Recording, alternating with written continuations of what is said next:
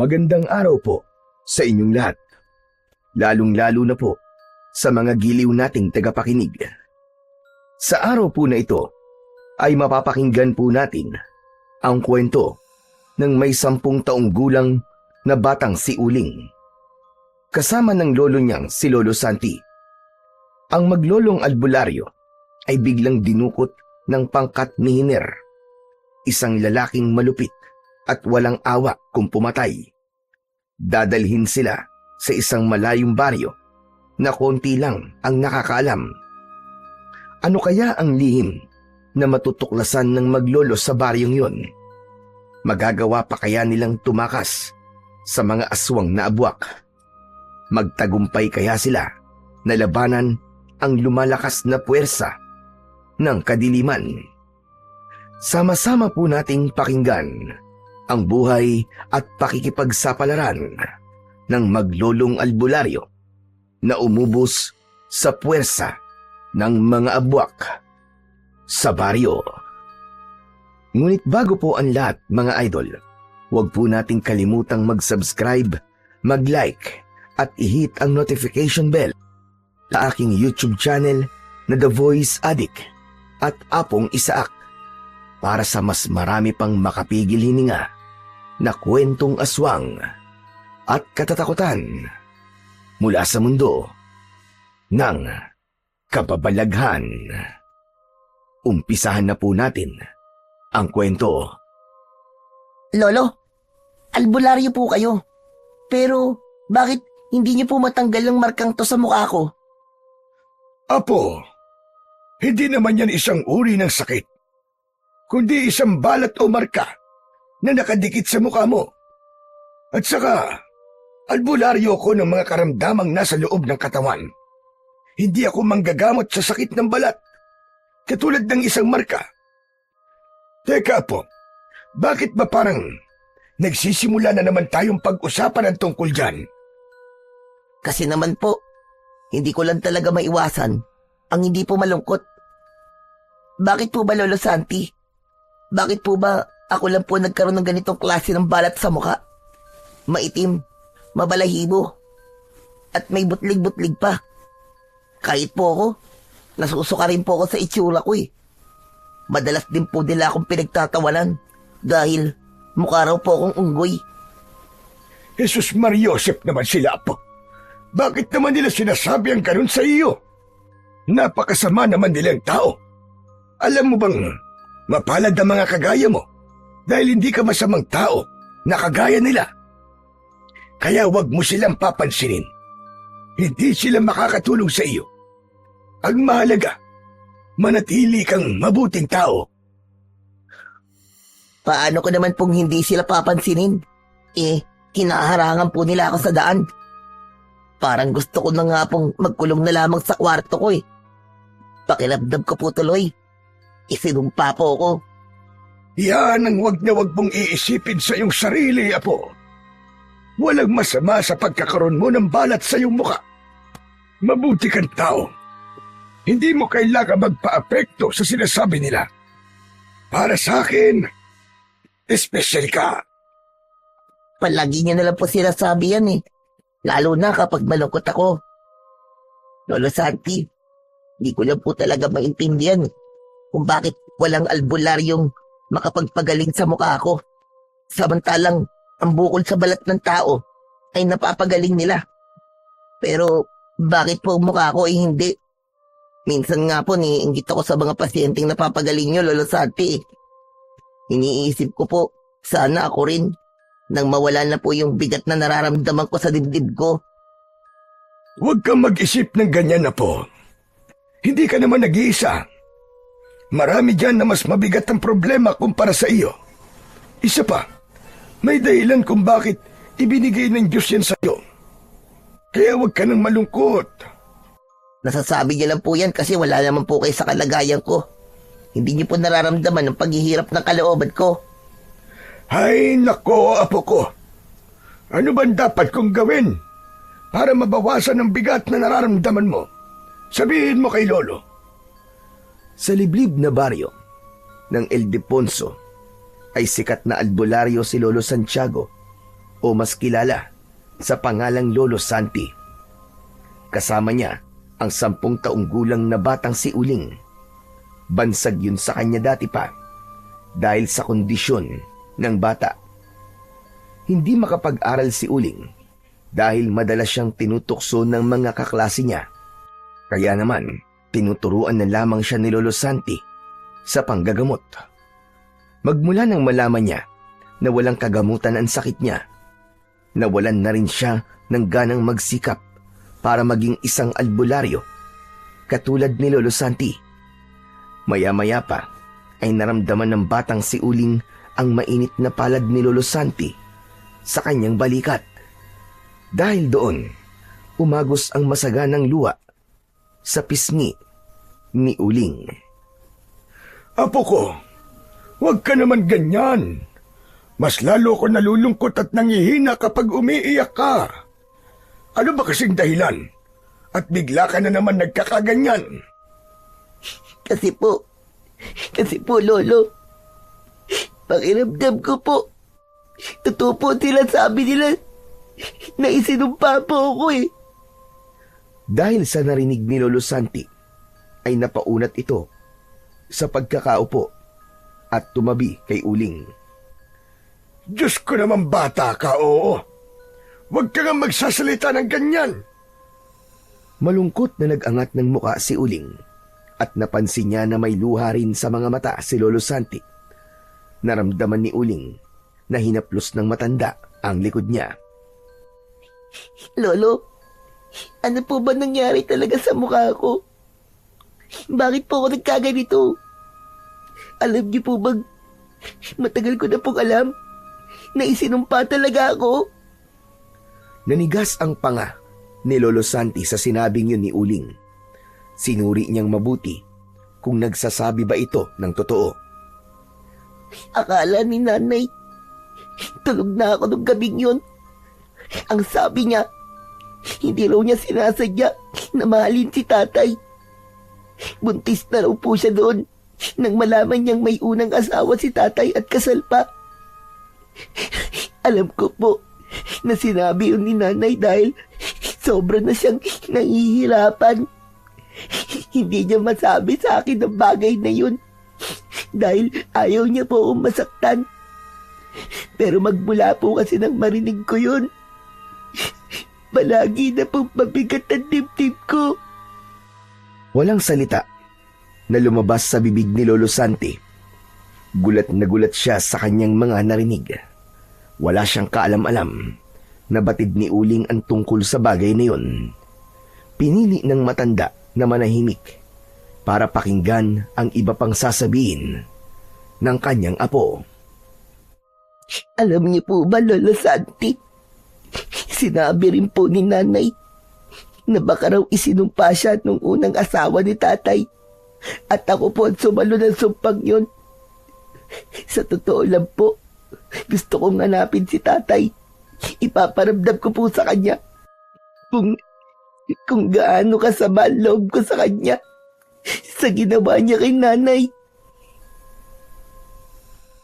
Apo, kahit nagkamali ang tatay mo, siya pa rin ang ama mo. Isa pa, gaano ba karami ang nalalaman mo tungkol sa lihim ng iyong ina? Alam ko po lahat, Lolo Santi. Lalo na po kung paanong nagdusa si nanay habang mag-isa niyang hinaharap ang problema. Ang panghusga ng mga tao sa kanya. Lahat ng mga yun, pinagdaanan niya habang nasa sinapupunan niya ako.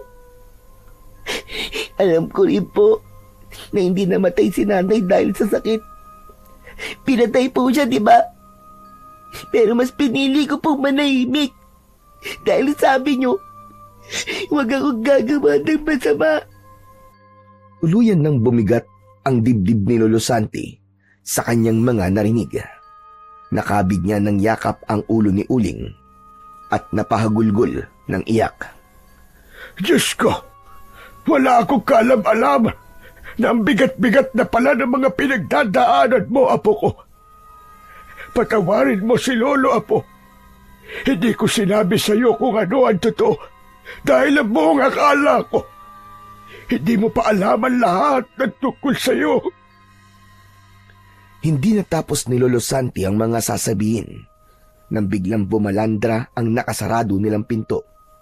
Lumitaw ang isang lalaki na nagmamadaling lumapit sa kanila. Balot ng tela ang mukha nito at may hawak na malapad na itak.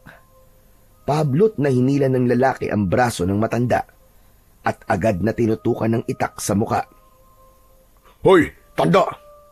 Ikaw ba ang albularyo rito, ha? Oo, ako nga. Teka, sino ba kayo? Ano bang kailangan niyo sa akin? Kailangan mo sumama sa amin. Huwag ka magpapalata. Tumayo ka. Bilisan mo. Teka, sandali lang. Hoy! Sino ba kayo? Saan niyo dadali ng lolo ko? Tumahimik ka, bata. Kung ayaw mo laslasing ko ang leeg mo, maupo ka lang dyan. At huwag kang gagawa ng ingay. Ang matandang to lang ang kailangan ko. Kaya huwag ka susunod. Huwag mo nang takutin ang bata. Sasama naman ako sa inyo. Lolo, sasama po ako. Diyan ka lang, apo. Ayos lang ako. Huwag ka matakot. Babalik din ako agad. Ang tagal naman. Mas lalo tayong magkakaproblema eh. Ano ba? Bilisan nyo nga mag-usap. Hoy, kayo dyan sa labas. Pumasok nga kayo rito. Kaladkarin nyo na itong bata. Baka lumikha pa ng ingay ito eh. Marami makakapansin sa atin kapag nag-ingay ang mga lintik na to. Bilisan nyo kumilos, ang babagal nyo! Bumukas ng malaki ang pintuan ng kanilang bahay at pumasok ang mga kalalakian sa loob. Sa pilitan na kinuha ng mga ito, sina Uling at Lolo Santi. Dahil nanlaban ang matanda, sinuntok siya sa sikmura ng lalaking may hawak sa braso niya. Dahil doon ay nagwala si Uling at lumikha na ng ingay. Pakawalan niyo kami! Mga hayop kayo! Maawa kayo sa lolo ko! Huwag niyo siya sasaktan! Parang awa niyo na! Ano ba? Ang ingay ng bata! Patahimikin mo na nga isang yan! Buisit na yan! Sisirain pa ang mga plano ko! Naramdaman ni Uling ang matigas na bagay na ipinukpok sa batok niya. Kasunod ang pagdidilim ng kanyang paningin. Si Lolo Santi naman, kahit masakit ang tiyan, ay mas pinili niyang tignan ang nawalan ng malay na si Uling. Takot na takot siya sa biglang pagsalakay ng mga kawatan na nakatira sa kabundukan.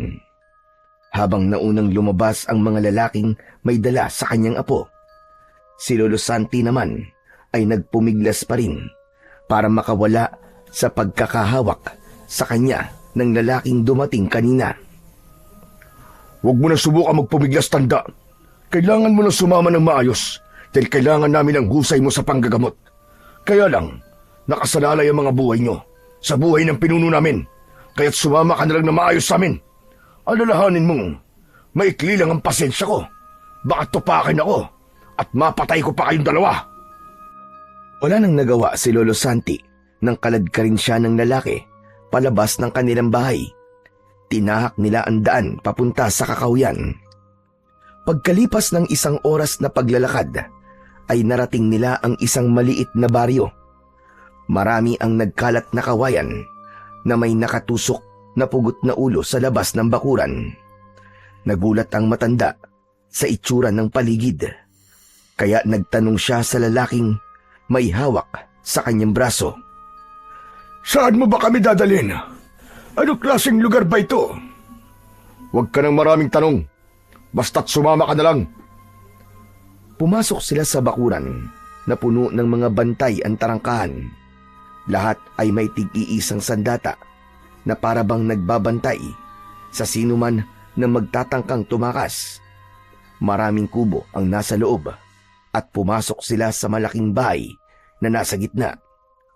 Habol ang hininga na itinulak siya ng lalaki sa tapat ng katre. Nakahiga roon ang isang lalaking marami ang dugo sa katawan. Napaluhod si Lolo Santi sa sahig na gawa sa tabla. Nagpalinga-linga siya sa paligid. Napilit hinahanap kung saan dinala si Uling. Nakahinga siya ng maluwag nang mahimbing itong natutulog sa mahabang bangko na gawa sa uway. Ang lalaking nakahiga sa katre, siya ang pinuno namin. Mahalaga siya sa samahan. Ang buhay niyong maglolo ay nakasalalay sa buhay niya. Kaya kapag namatay ang pinuno namin, mamamatay rin kayo ng apo mo. Naiintindihan mo ba, hatanda? Naiintindihan ko. Basta't huwag niyo lang sasaktan ang apo ko. Hindi namin kayo sasaktan. Pero hindi ako nangangakong walang mangyayaring masama sa inyo. Sa oras na hindi mo mapagaling ang pinuno namin. Heto, gamitin mo to. Operahan mo ang sugat niya na may tama ng sibat. May laso ng talim, kaya kailangan mong bilisan ang kilos. Hindi operasyon ang kailangan niya, kundi katas ng mga dahon na may taglay na kontralason para sa sugat niya. Sabihin mo agad lahat ng kailangan mo at ipapakuha ko sa mga tauhan ko. Inisa-isa ni Lolo Santi ang mga kakailanganing gamot para sa pinuno ng mga ito. Mabilis yun na kumpleto dahil marami ang alagad ng lalaki. Nang maihanda niya ang lahat ng gagamitin, nilapitan niya ang nakahigang pinuno. Wala itong malay at napansin niya na ang paligid ng mga sugat nito ay nangingitim na at namamaga. Agad niyang kinuha ang dinikdik na dahon ng sambong, ugat ng bagangan, artamesa at katas ng dahon ng saging para sa pamamanhid. Nang mapatakan ng matanda ang sugat, sa kanya nilinisan ng katas ng dahon ng bayabas ang palibot ng sugat nito. Pinakahuli ay tinalian niya ng tela ang sugat ng lalaki. Ngayong tapos mo ng gamutin ang sugat ng pinuno namin, hindi pa kayo maaaring umuwi ng apo mo. Hihintayin nating magising ang pinuno. At saka, wag na wag niyong susubukan tumakas. Dahil kung hindi, ipapapatay ko kayo sa mga nagbabantay dyan sa labas. Nakita mo naman siguro kung gaano karami ang mga alagad ko. Dito pa lang, pagpipira-pirasuin ko na kagad ang mga katawan nyo. Huwag ka mag-alala. Hindi kami tatakas ng apo ko. Basta't marunong ka ring tumapad sa sinasabi mo. Kapag gumaling na ang pinuno nyo, maaari na kaming umuwi ng apo ko. Oo, marunong akong tumapad sa sinasabi ko. Usapan lalaki to. At hindi ako sumisira sa lahat ng mga pangako ko. Isa pa, bantayan ninyong mabuti ang pinuno namin hanggat sa magkamalay siya. Hanggat maaari dito kayo matutulog at kakain. Naiintindihan mo ba, hatanda? Santiago ang pangalan ko. Maaari mo akong tawagin Lolo Santi. Huwag mo akong tawagin tanda dahil may pangalan ako. Wala akong pakialam kung ano pa ang gusto mong itawag ko sa'yo. Ang pinakikialaman ko ay ang buhay ng pinuno namin. Sige na, lapitan mo na ang apo mo. Gisingin mo, pabangunin mo, at baka mapagkamalampay ang unggoy ng mga tauhan ko. Mukhang unggoy eh. Huwag na huwag mong pagsasalita ng ganyan ang apo ko. Bakit naman? Mukha naman talaga siyang unggoy, di ba? Di ba mga kasama? Umalingaw-ngaw ang tawanan sa loob ng silid ng tinatawag nilang pinuno. Nalaman ni Lolo Santi na hiner ang pangalan ng lalaking dumukot sa kanila, habang ang pinuno ng mga ito na ginamot niya ay Tarban. Mabilis ang tibok ng puso niya ng mga sandaling yon. Hindi niya alam kung saan bahagi ng baryo sila naroroon. Nang makaalis ang mga lalaking kumakaladkad sa kanila ni Uling, nilapitan niya ang natutulog na apo. Nanginginig ang kanyang kamay na hinaplos niya ang batok nito na bahagyang namumula. Ang mga hayop na yon, napakalakas yata ng pagkakapalo sa batok ng apo ko. Paano kaya tayo makakatakas dito, Uling? Iginala ni Lolo Santi ang kanyang paningin sa paligid ng malawak na silid. Gawa ang mga yon sa sawaling kawayan, habang ang bubong ay sakugon. Muli niyang sinulyapan ang natutulog na pinuno na si Tarban. Sino kaya siya? Bakit kaya matindi ang pag-aalala ng mga yon sa lalaking ito? Habang wala pa ring malay si Uling, nilapitan naman ni Lolo Santi ang nakahigang pinuno. Napansin niya ang maraming sugat sa katawan nito, kasama ng peklat mula sa nauna nitong tinamong pinsala. Biglang pumasok sa isip ng matanda ang napapabalita sa kanilang baryo na isang pangkat ng mga tao na dumudukot sa lahat ng mga albularyo. Lahat sa mga yon ay hindi na nakabalik pa. Kabilang ang mga batang may edad 10 taong gulang. Nangangamba siya na baka ang mga taong dumukot sa kanila ay ang grupo na matagal nang naghahanap sa kanyang apo. Bumundol ang kaba sa kanyang dibdib at nagpalipat-lipat ang tingin kay Uling at kay Tarban. Hindi kaya ganun din ang sapitin namin ng apo ko? Baka sila yung malulupit na grupong pumapatay sa mga albularyo na matagal nang nawawala. Diyos ko, sana naman po ay hindi. Protektahan niyo po kami ng apo ko. Habang binabalot ng takot ang dibdib ni Lolo Santi, biglang gumalaw sa pagkakahiga ang apo niyang si Uling. Nagising na ito at bumangon habang hawak ang sariling batok. Maliit ang buka ng mga mata na pilit siya nitong inaaninag. Lumapit siya sa kinaroroonan nito at tumayo sa tapat ni Uling. Lolo, nasan po tayo? Nandito tayo sa baryo nila, apo. Wala namang masamang nangyari sa akin. Ginamot ko lang ang lalaking nakahiga. Hindi pa po ba tayo uuwi? Natatakot na po ako sa kanila, Lolo Santi. Baka kung ano po ang gawin nila sa atin. Pasensya ka na, apo. Hihintayin na raw muna natin na magising ang kanilang pinuno. Yun ang pangako sa akin ni Hiner. Lolo Santi, umalis na po tayo rito. Hindi po ako naniniwalang pauuwiin nila tayo. Isa pa nga yan sa mga inaalala ko, apo. Malakas ang kutob kong sila ang mga lalaking napapabalitang dumudukot sa mga albularyo at sa mga batang kasing edad mo. Mas lalong natakot si Uling nang maalala ang balitang yumanig sa kanilang baryo sa Ildefonso. Natagpuan noon ng isang albularyo, 2 araw na nawala. Nang muling makita ang manggagamot, ay wala na yung buhay, habang ang mga batang halos kasing edad niya ay hindi na nakabalik pa. Napakapit si Uling sa braso ng kanyang Lolo Santi. Lolo, tara na po, umalis na po tayo rito. Mamamatay po tayo rito, Lolo. Isang malalim na buntong hininga ang pinakawalan ni Lolo Santi. Saka ito naupo sa tabi ni Uling. Napatitig siya sa nakahigang pinuno habang mahimbing itong natutulog. Batay sa hininga ng lalaki ay maayos na ang kalagayan nito at ligtas na sa kapahamakan. Maaari na sana silang magpaalam para umuwi sa kanilang bahay, pero dahil siya lang naman ang nakakaalam sa kalagayan ng pinuno, natitiyak niya na ilang araw pa silang mamamalagi roon. Samantala, binalot naman ng pag-aalala ang dibdib ni Uling.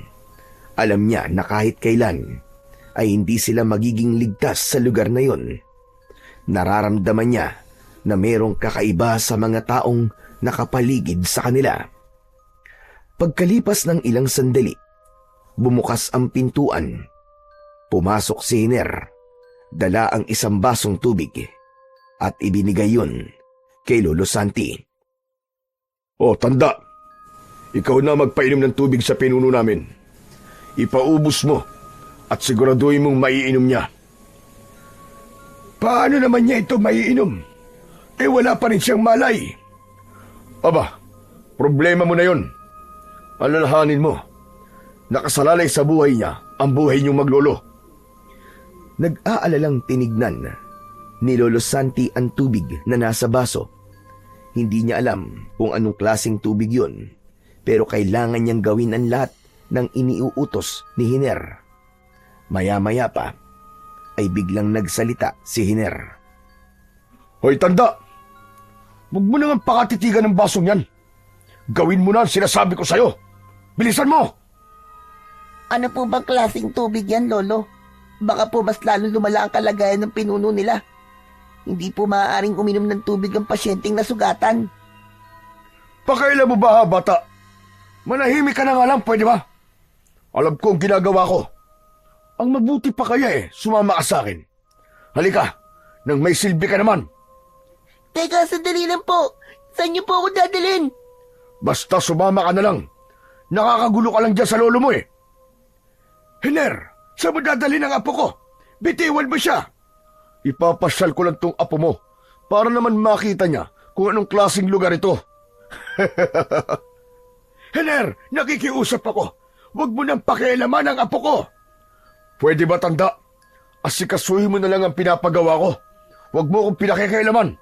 Sige na. Hoy bata, halika na. Aalis na tayo. Lolo!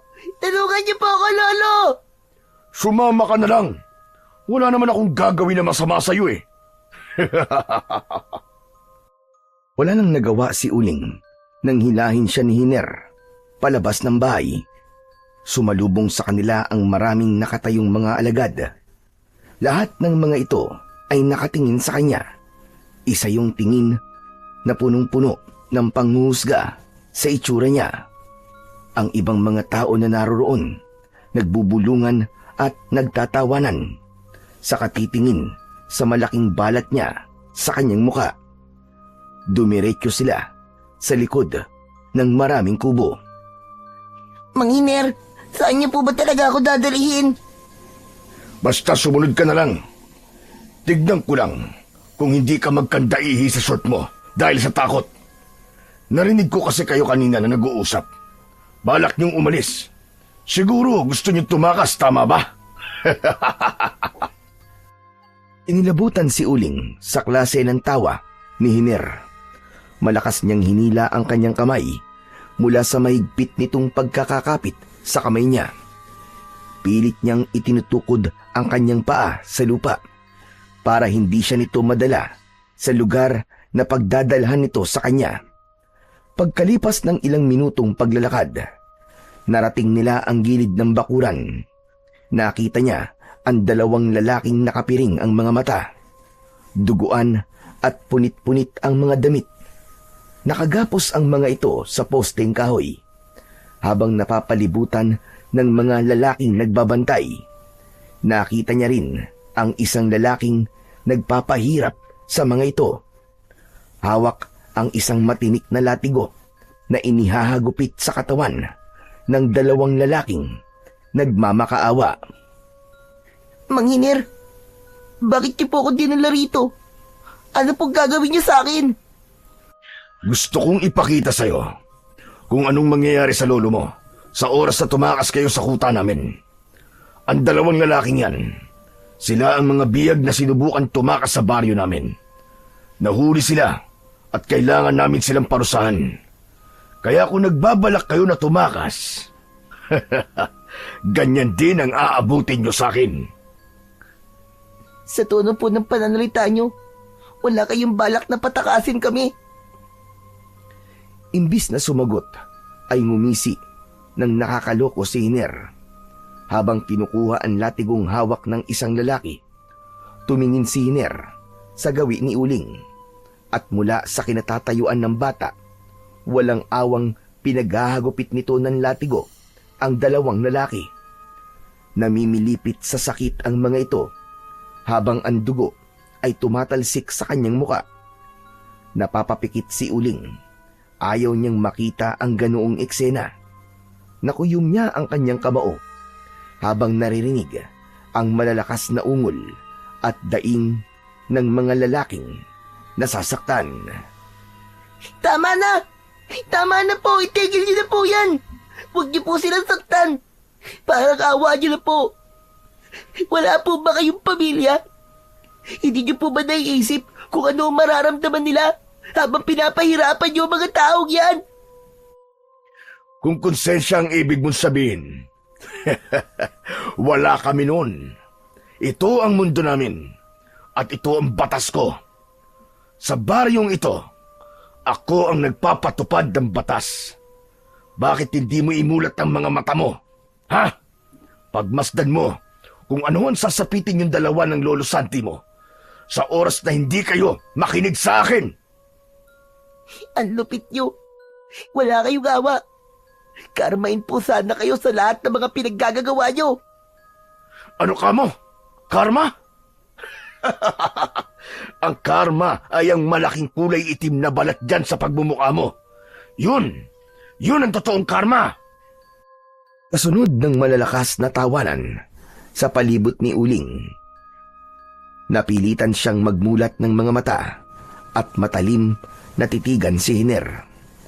Bumakas ang galit sa anyo ng bata pero nawala rin nang makita ang dalawang lalaki na halos maligo na sa sarili nitong dugo.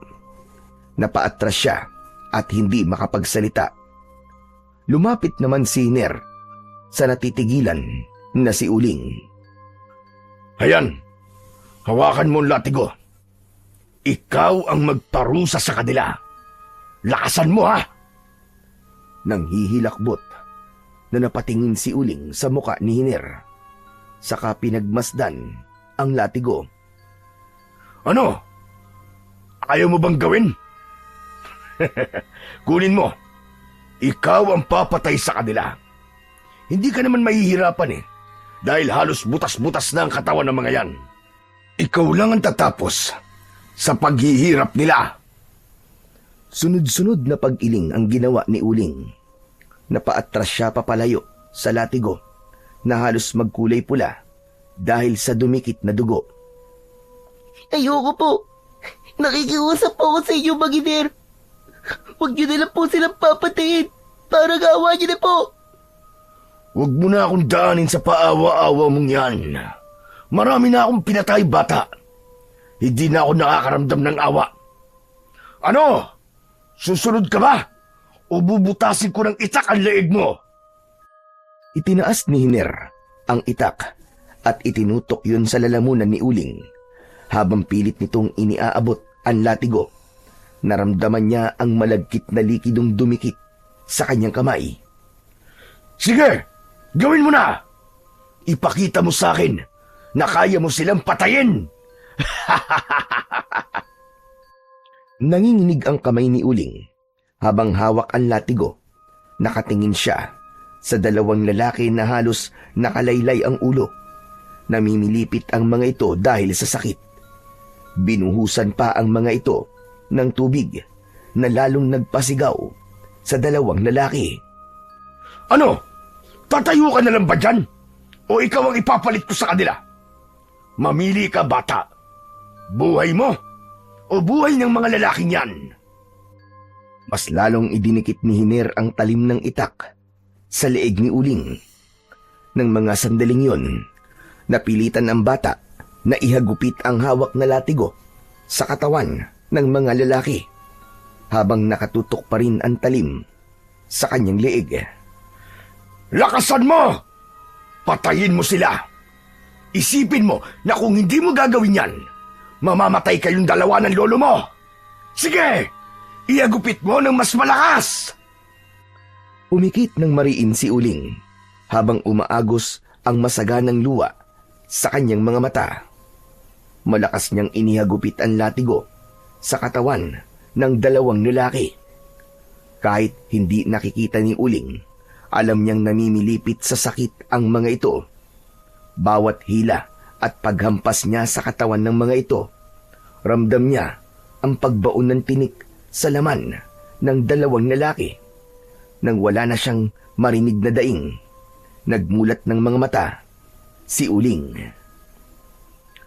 O, di ba? Madali lang naman ang pumatay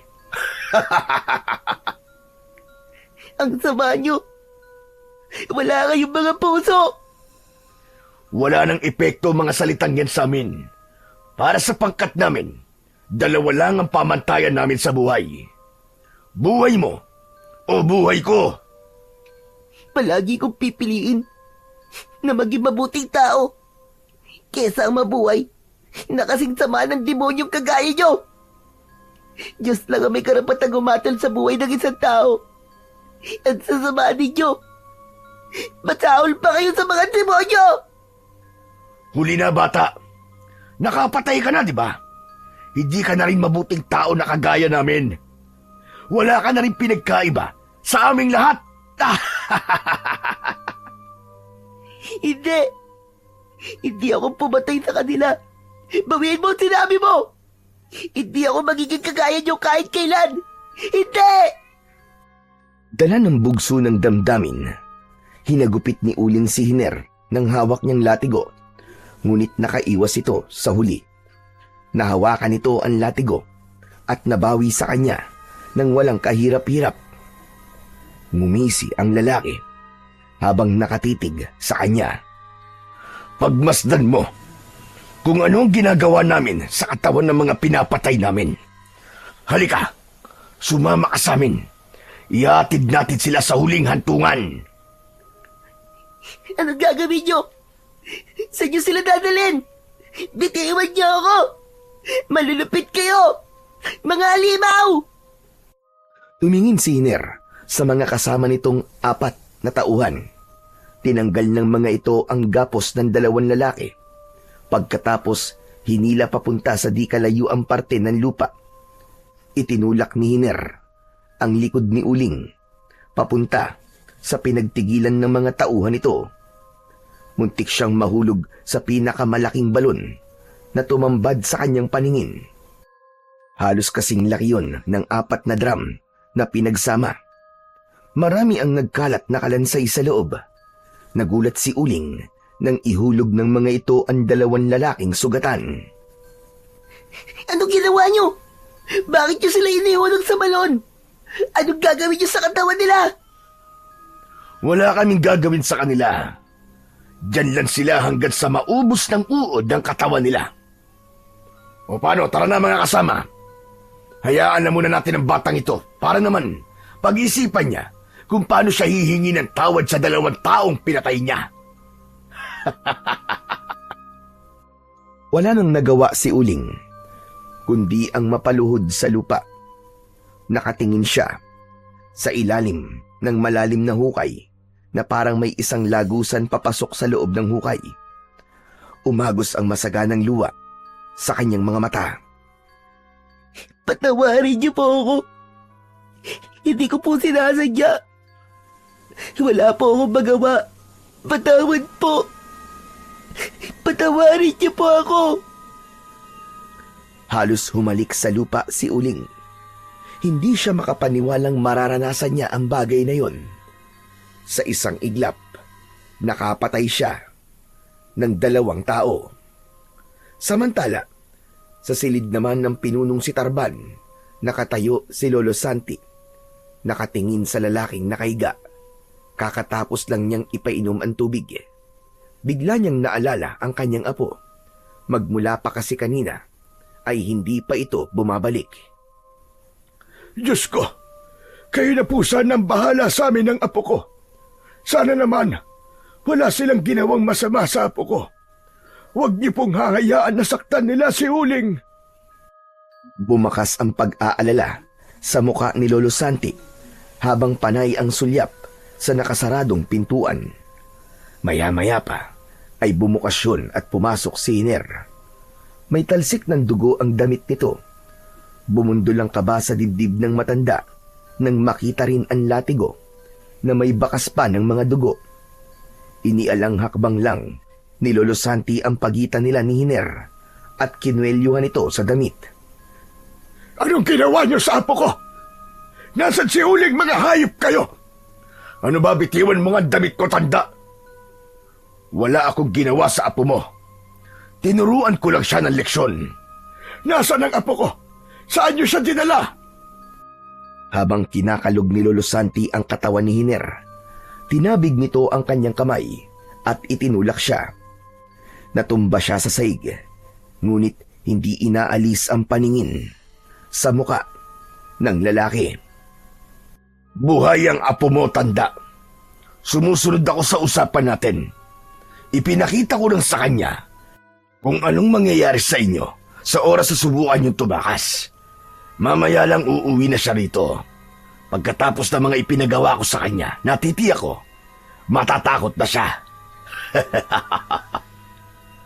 Ano ang ginawa mo sa apo ko, Hiner? Ano ang ipinagawa mo sa kanya? Galit na tumayo si Lolo Santi at muling sumugod sa nakatayong si Hiner. Pero natigilan silang lahat nang biglang pumasok ang tulala na si Uling. Nanginginig ang labi ng matanda. Nang makita ang muka ng kanyang apo, dahil maraming dumikit na dugo sa muka nito, pagpasok naman ni Uling sa loob, bigla siyang napaiyak. Mabilis siyang lumapit sa kanyang lolo.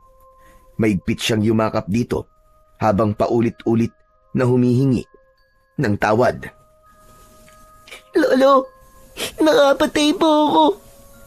Pinilit po nila ako na wala po akong kasalanan. Pinatay ko po ang dalawang lalaking yun. Patawarin niyo po ako. Ano ka mo? Nakapatay ka?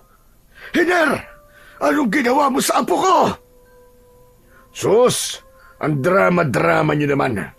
Ang sakit sa mata ng eksena niyo. Pwede ba tumigil na kayong dalawa? Mas lalo lamang ako naaalibadbaran sa pagmumukha niyo eh. Siya nga pala, tanda. Huwag kayong maingay. Baka magising ang pinuno namin. Ibang magalit yan. Sige ka. Kayo rin. Wala akong pakialam. Hindi niyo dapat idinamay ang apo ko sa kasamaan ninyo, mga hayop kayo. Hayop na akong hayop. Wala na rin akong pakialam. Gawin mo na lang ang lahat ng mga ipinag-uutos ko sa inyo. Nang hindi kayo masaktan. Nang makaalis si Hiner sa harapan ng maglolo, magkayakap na naupo sina Uling at Lolo Santi sa bangko. Awang-awa si Lolo Santi sa kanyang apo. Kung pwede lang sanang tumakas, marahil ay ginawa na nila. Basta ligtas lang ang kanyang apo. Natatakot siya na baka mamunyag sa lahat ang isang lihim na matagal niya nang itinatago. Lolo, ang sama po nila. Tinuruan po nila akong pumatay ng tao. Pinatay ko po ang dalawang lalaking walang kalaban-laban. Diyos ko, kalimutan mo na yun, apo. Kalimutan mo ang lahat ng mga nakita mo. Hindi mo sila pinatay.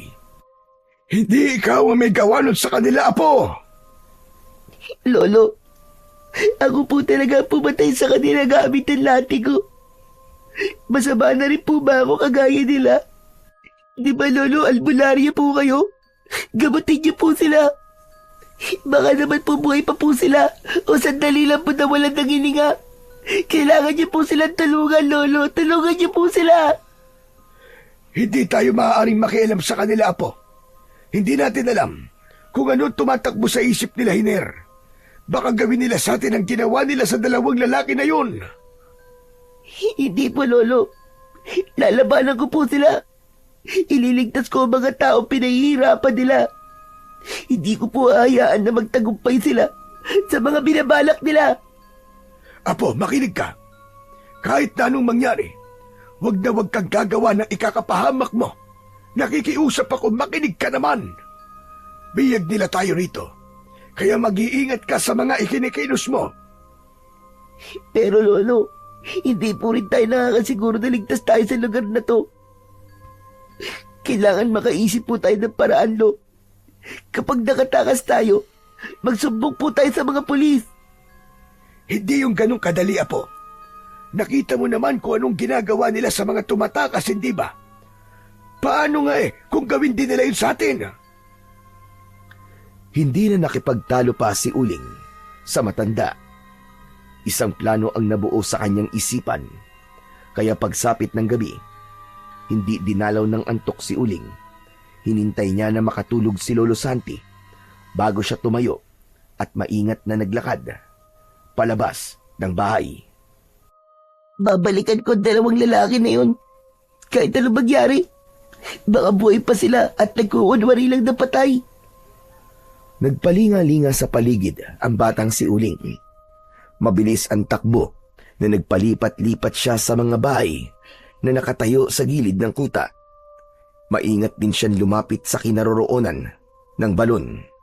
Nang makarating si Uling sa tapat ng malalim na hukay, sinilip niya yon. Ngunit madilim dahil tanging liwanag lamang ng buwan ang tanglaw sa lugar na yon. Umikot siya sa gilid ng balon habang panay pa rin ang silip sa ilalim. Kaya hindi niya napansin na malapit ng mabuwal ang tinutungtungan niya na bato at kasama siyang nahulog sa balon. Pagbagsak niya sa lupa, tumama ang likod niya sa ulo ng lalaking inihulog kanina. Aray ko!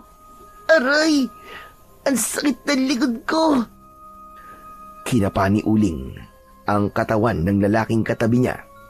Malamig at walang palatandaan na buhay pa ito, habang ang naaamoy niyang singaw ng dugo ay sumasama sa amoy ng nabubulok na laman ng tao. Gumapang siya papalapit sa isa pang katawan ng lalaki. Kagaya ng nauna, ay wala na rin itong buhay. Patawarin niyo ako. Isinusumpa ko na bibigyan ko po kayo ng katarungan. Mananagot sila sa ginawa nila sa inyo. Habang buhay ko pong tatandaan ang naging dahilan ng kamatayan niyo. Hindi pa halos nakakatayo si Uling, ay bigla siyang nakarinig ng malakas na kaluskos sa bahagi ng madilim na lagusan. Sigurado siya na may daan sa loob ng balon. Maingat siyang tumayo habang pinakikiramdaman ang sarili. Mabuti na lang at kahit papano ay may konting liwanag na pumapasok sa bahaging kinatatayuan niya.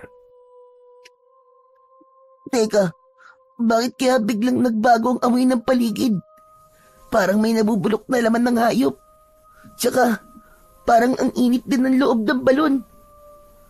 Napaawang ang bibig ni Uling nang makarinig siya ng malakas at mabigat na yabag papalapit sa kanyang kinatatayuan.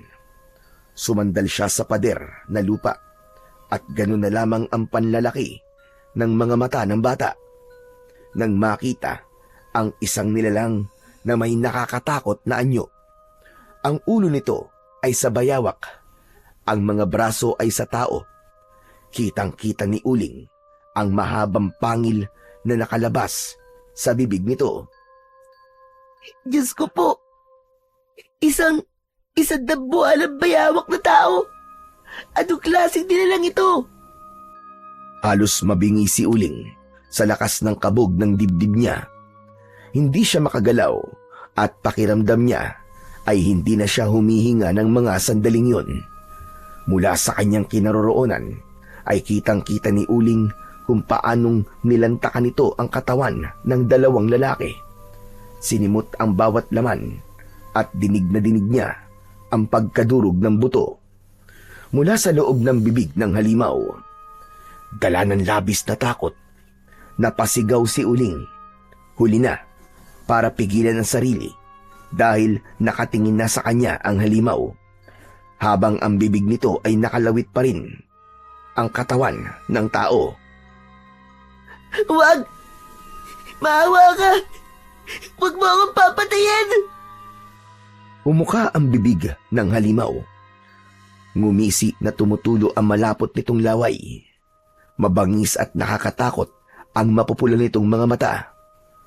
Lumapit sa kanya ang halimaw, kaya't kitang-kita ng bata ang mas nakakatakot nitong anyo. Wag! Huwag kang lalapit sa akin! Wag! Lumayo ka!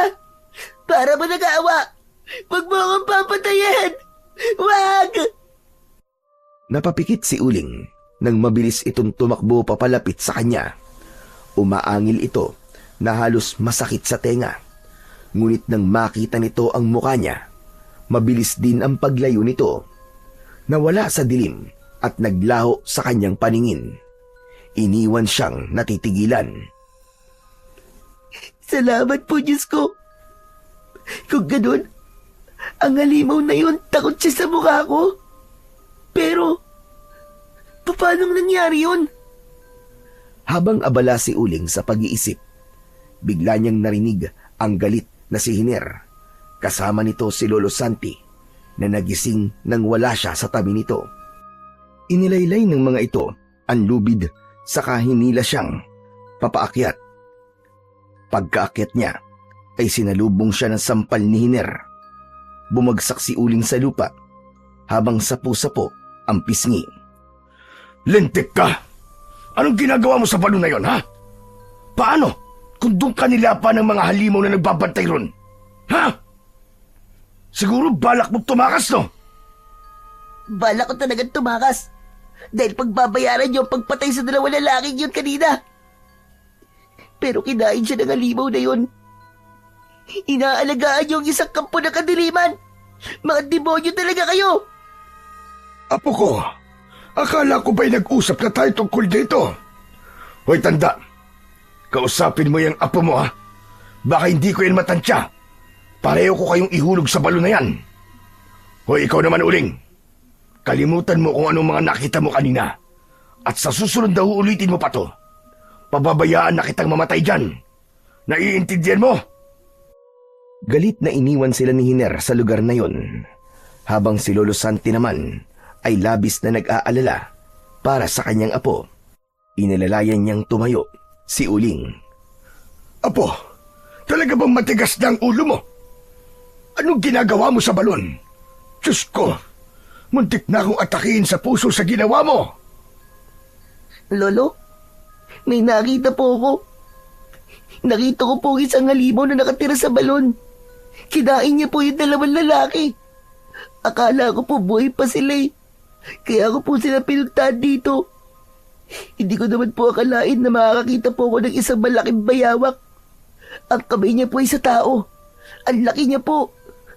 Lolo, naubos po niya kagad yung dalawang bangkay. Diyos ko, kung ganon, nag-aalaga sila ng isang halimaw na kung tawagin ay abwak. Abwak? Ano po ang abwak, Lolo? Silang mga nilalang nakahawig ng bayawak. Isang aswang na kumakain ng patay, bulok na lamana at tao na matsitsempuan nila. Dumadaan sila sa ilalim ng lupa para makapambiktima.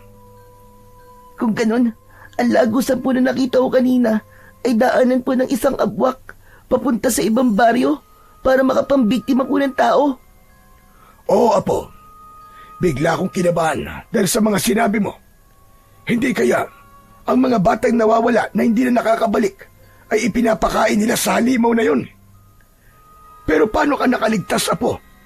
Bakit hindi ka sinaktan ng abwak na yung kanina?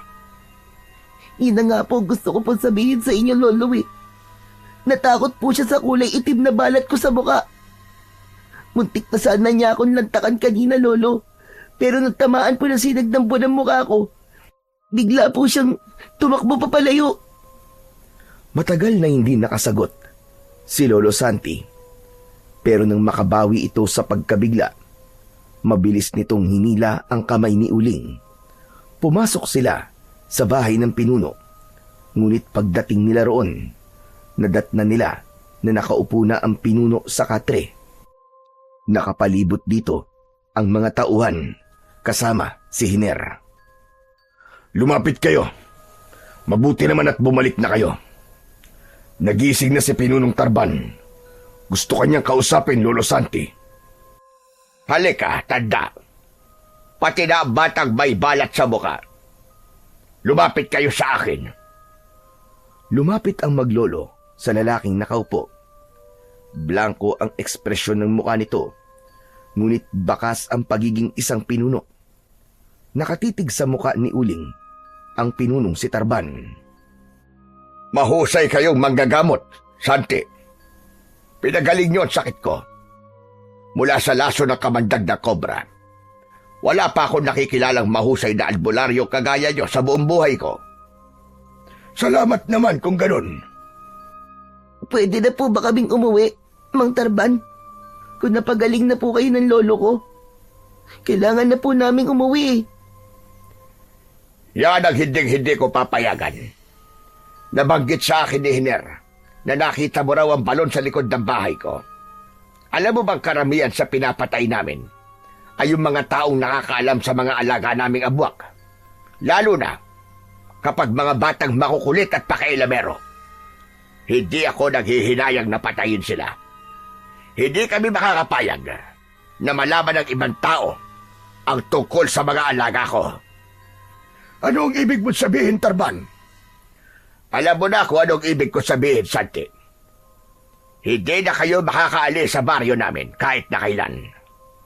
Pababantayan ko ang lahat ng labasan at ikukulong ko kayong dalawa sa bahay ko. Mapapakinabangan ko ang kakayahan mo, tanda. Simula ngayon, ako lang ang pagsisilbihan mo. Narinig naman ninyo siguro ang sinabi ng pinuno namin, hindi ba?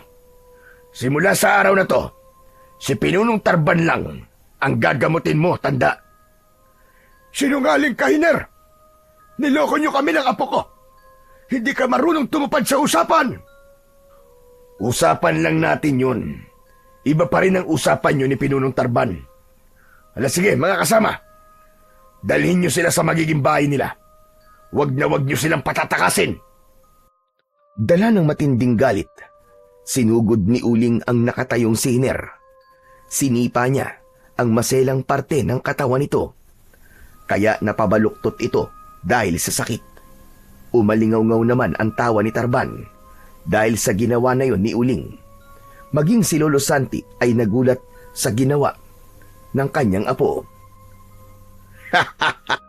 Parang nagugustuhan ko ang batang yan. Sa tingin ko magagamit ko rin siya. Magalingan na kuha mo, Hiner. Talagang maaasahan ka pagdating sa paghahanap ng mahuhusay na tao. Dahil dyan, gagantimpalaan kita ng maraming alak at babae. Tumingin ang pinuno sa alagad nito at inutusan na kumuha ng mga biyag na babae sa kabilang kubo para dalhin sa kubol ni Hiner. Natuklasan tuloy ng maglolo na maraming bihag ang mga ito bukod sa kanila.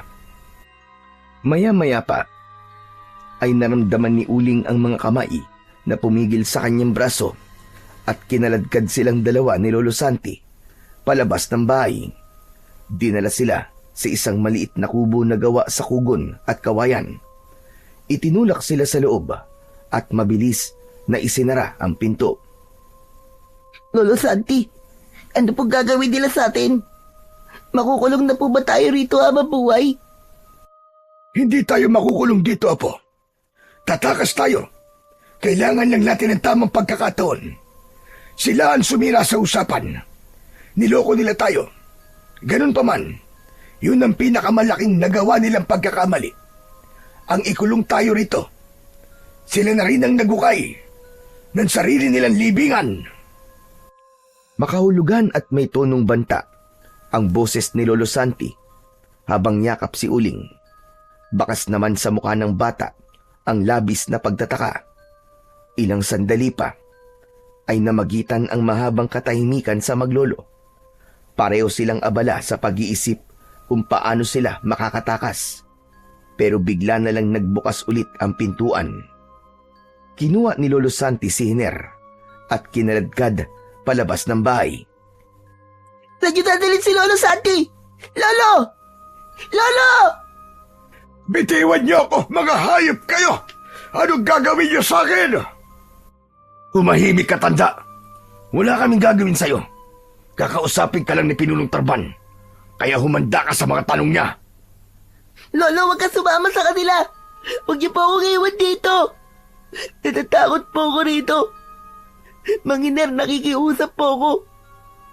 Huwag niyo na pong isama ang lolo ko! Wala nang nagawa si Uling nang tuluyang mailabas ng bahay si Lolo Santi. Kasunod nun, ang malakas na pagsara ng pintuan. Ilang beses na pinagbababayo ng kamao ni Uling ang pinto. Ngunit parang walang nakakarinig sa kanyang ginagawa. Sumilip siya sa siwang ng pintuan na gawa sa kawayan. Nakita niya mula sa loob ang 4 na lalaking nagbabantay sa kubo, habang si Lolo Santi ay kinakaladkad ni Hiner at ng mga kasama nito. Lolo! Bumalik po kayo! Huwag niyo po akong iwan dito! Lolo! Habang kinakaladkad naman si Lolo Santi, ay mabilis ang kabog ng kanyang dibdib. Nag-aalala siya na baka may mangyaring masama kay Uling. Ilang sandali pa ay nakarating siya sa loob ng isang bahay. Nandoon ang pinuno na si Tarban, nakaupo sa kawayang silya sa harap ng marami nitong alagad. Para siyang nasa harap ng hukuman habang nililitis. Anong kailangan niyo sa akin? Bakit niyo ako dinala rito? Gusto ko makipag-usap sa'yo na maayos. Walang bahid ng pananakot. Papayagan kitang umalis.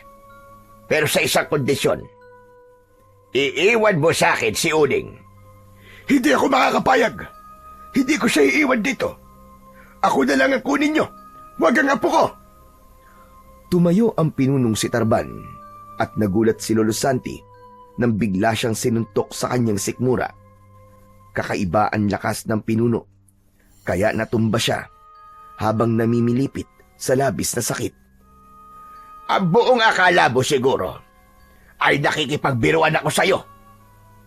Kakaiba ang nararamdaman ko sa bata. Kaya siya kailangan ko, hindi ikaw. Matanda ka na. Walang silbi at walang kwentang manggagamot. Nalaman ko na kaya ka mahusay manggamot ay dahil sa batang yon, tama ba? Nagpababa ako ng mga tauhan ko sa baryong pinanggalingan nyo. At marami ako nalaman.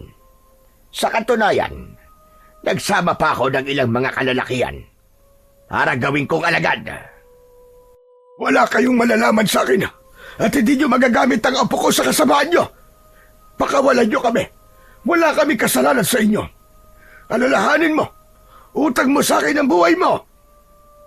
Mas lalong nagalit si Tarban at sinipa ang sikmura ni Lolo Santi. Napaubo ang matanda at mas lalong nahirapang huminga. Kaya nga hindi pa kita pinapatay ngayon eh. Dahil may utang na loob ako sa'yo. Binibigyan kita ng pagkakataong mabuhay. Kaya makinig ka sa mga sinasabi ko. Nagkamali kayo ng ikinukulong. Magsisisi kayo. Kayo ang binibigyan ko ng pagkakataon. Pakawalan nyo kami ng apo ko. Sagutin mo na lang kasi ang itinatanong ni Pinuno nang hindi ka na masaktan, tanda. Alam mo ba, na kapag hindi naman niya mapapakinabangan ng isang tao, pinapatay niya at ipinapakain sa alaga niya. Gusto mo bang mangyari sa iyon, ha? Tanda! Mas gugustuhin ko pang mamatay kaysang gamitin ang apo ko sa kasamaan. Isang pagkakamali ang ginawa nyo at pagsisisihan nyo mga ginawa nyo ito sa amin. Napaluhod si Tarban at galit na dinakot ang bibig ng matanda. Bumaon ng kuko nito sa pisngi ni Lolo Santi. Kung ganon, tama ang hinala ko. Nakakaiba nga ang batang yon. Talagang kakaiba siya. Kaya matakot na kayo. Hindi nyo alam kung anong ginagawa nyo. Siya ang tunay na halimbawa ng isang karma. Sige, saktan nyo ko. Galitin nyo siya nang makakita kayo ng totoong halimaw. Mas halimaw pa siya sa mga halimaw na inaalagaan nyo. Hindi man lang natinag ang mga lalaki sa sinabing yun ni Lolo Santi. Walang kaalam-alam ang mga ito na totoo ang sinasabi niya. Maya-maya pa ay pinagtulungan siyang itayo ng mga alagad nito. Nangihina ang tuhod na iniharap siya ng mga ito sa pinuno. Bibigyan kita ng oras para makapag-isip. Hanggang sa ikadalawang gabi, ipapatawag ulit kita at ang gusto ko, may isasagot ka na sa inaalok ko. Ako ang pakinggan mo, Tarban. Mapapahamak kayong lahat. Kaya tumigil na kayo. Isang malakas na suntok ulit ang tumama sa sikmura ni Lolo Santi na nagpatulo sa laway niya. Mula yon sa kamao ni Hiner habang nakangisi ito. Matuto kang rumespeto sa pinuno namin, tanda. Sige, ibalik nyo na ang matandang yan. Saka na sila paghiwalayin kapag may sagot na yan sa tanong ni Pinuno. Akala ko, ang mga lintas sa putikan lang at tubigan nakatira. Meron palang lintas sa kuta mo, Tarban. Akma na sanang susuntukin ulit siya ni Hiner. Ngunit malakas na sumigaw si Tarban. Tama na yan! Sa isang gabi, saka mo iraos ang init ng ulo mo, Hiner. Sige na! Alisin nyo na ang matandang ito sa harapan ko! Pakaladkad ulit na ibinalik si Lolo Santi sa bahay nila ni Uling. Pagdating niya roon, ay tulog na ang kanyang apo. Naluluhang tinitigan niya ang muka ni Uling at dala ng takot ay nahawakan niya ang pisngi nito. Diyos ko, Teresa! Ang anak mo't si Uling, nagsisimula lang gumuhit ng kanyang kapalaran. Ngayon na ba ang araw na sinasabi mo, anak? Ito na ba ang matagal mong kinatatakutan noon? Nakatingala si Lolo Santi habang sinasabi ang mga katagang yun. Takot at pag-aalala ang nararamdaman niya. Hindi niya kakayanin na mabuhay ang kakaibang nilalang sa pagkatao ng kanyang apo. Dahil hanggang ngayon ay hindi pa rin siya nakakasigurado kung ang nilalang ay mabuti o masama. Kahit ginawa niya ang lahat para mas manaig ang kabutihan sa puso ng kanyang apo, darating ang oras na kakailanganin na nitong harapin ang pinakatatago nitong lihim. Dala ng pagkakabugbog sa katawan ng matandang si Lolo Santi, kagad siyang nakatulog sa tabi ng kanyang apo na si Uling. Kinabukasan ay nagising silang dalawang maglolo sa malakas na pagbalandra ng pinto. Mabilis na pumasok si Hiner at tinutukan silang dalawa ng itak. Sino sa inyong dalawa lumabas ng bahay kagabi? Ha? Nagkatinginan ang maglolo. Hindi nila alam kung ano ang sinasabi ni Hiner. Inulit nito ang pagtatanong, pero si Lolo Santi na ang sumagot. Ako lang ang lumabas kagabi dahil ipinakaladkad niyo ko sa mga tauhan niyo.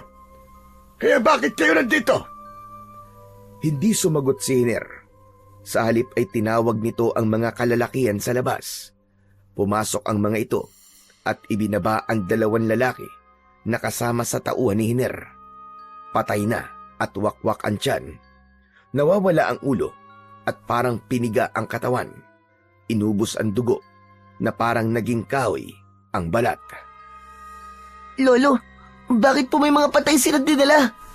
Pinagbibintangan nila tayo, apo, na tayo ang pumatay sa dalawang lalaking yan. Bakit? Hindi ba yun naman ang totoo? Huwag na kayo magkunwari. Ngayon lang nangyari sa amin to. Wala kaming alam sa mga sinasabi mo, Hiner. Baka naman ang alaga ninyong abwak ang pumatay sa kanila. Imposible. Natitiyak ko na isa sa inyong dalawang may gawa nito sa mga tauhan ko. Ang mabuti pa umamin na kayo. Kung di kayo aamin, paaaminin kayo ng sapilitan. Wag niyo po kami sasaktan, Mang Hiner. Talagang wala po lumabas sa amin kagabi, maniwala po kayo. Tulog na po ako nung dumating po si Lolo Santi. Kaya wala talaga kaming kinalaman sa mga ibinibintang niyo sa amin. Ibinaba ni Hiner ang hawak nitong itak at tumitig ng matagal sa kanila. Pagkatapos ng sandaling katahimikan, umalis ito ng walang paalam at kinuha ng alagad nito ang dalawang biktima. Nang makaalis ang mga ito, hinarap ni Lolo Santi si Uling habang nakasiksik ito sa kanyang likod. Apo, hindi ka ba talaga lumabas kagabi? Sabihin mo nga. Lolo naman, paano po ako makakalabas kagabi? Nakakulong ako at marami ang bantay. Saka nakita niyo naman po, di ba, ang mga itsura nila? Hindi po yung gawa ng isang tao. Wala ka ba talaga napansin na kahinahinala ang kilos kagabi? Wala po talaga, Lolo. Tulog na nga po ako nang bumalik kayo, di ba? At saka, bakit po ba ganyan kayo makatanong? Iniisip niyo po bang magagawa ko yun? Isang malalim na buntong hininga ang pinakawalan ni Lolo Santi at iniiwas ang tingin.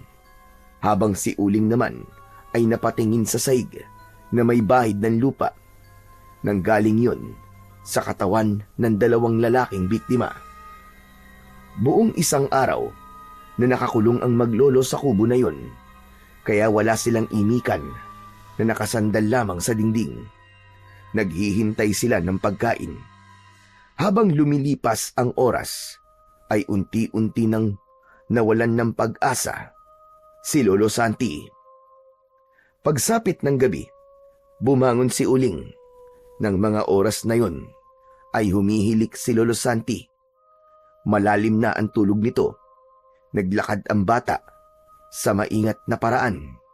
Pagkatapos ay parang papel ito na nakalutang sa hangin at dahan-dahan na binubuksan ng kamay ang bubong na gawa sa kugon. Kagabi lang niya natuklasan ang kakaiba niyang kakayahan. Tandang-tanda niya kung paano niya pinatay ang 2 tauhan ni Hiner. Ginawa niya ang bagay na yon dahil sobra na ang mga ito sa kalupitan. Sige lang, ikulong niyo lang kami hanggat gusto niyo. Pero sisiguraduhin ko na uubusin ko ang lahat ng mga nakatira rito. Mabilis na lumabas mula sa bubong si Uling. Mabilis ang kilos na tumalon siya mula roon. Paglapat ng kanyang mga paa sa lupa, inikutan niya ang mga lalaking nagbabantay sa kanilang bahay. Tinahak niya ang daan papunta sa kabilang kubo dahil nakita niya roon kagabi ang mga babaeng nakakulong. Pagdating niya roon, sinadya niyang magpakita sa 2 nagbabantay na lalaki. Nagulat ang mga ito at sinabing paano daw siya nakalabas. Akma na sanang lalapitan siya ng mga ito nang iangat ni Uling ang tigkabilaan niyang kamay. Sinakal niya ang leeg ng 2 lalaki. Ibinuka niya ang kanyang bibig at hinigop ang enerhiya sa katawan ng mga ito. Bumagsak ang 2 lalaki sa lupa habang isa ng matigas at malamig na bangkay. Bawat gabi, 2 lalaki rin ang papatayin ko. Kagaya ng ginawa niyo sa 2 lalaking ipinakain niyo sa abwak na yon. Pagsisisihan niyo na dinala niyo kami rito. Madiin na tinungtungan ni Uling ang ulo ng 2 lalaki.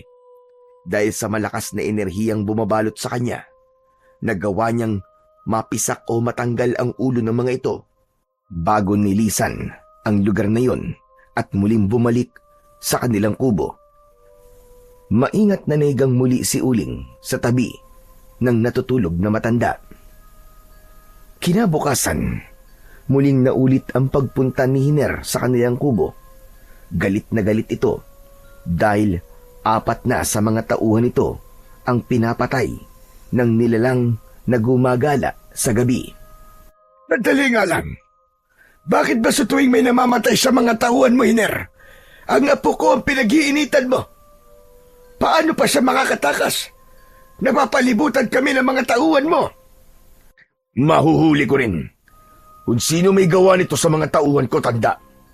Kapag nalaman ko na ang apo mong yan ang pumapatay sa mga alagad ko, lintik lang walang ganti.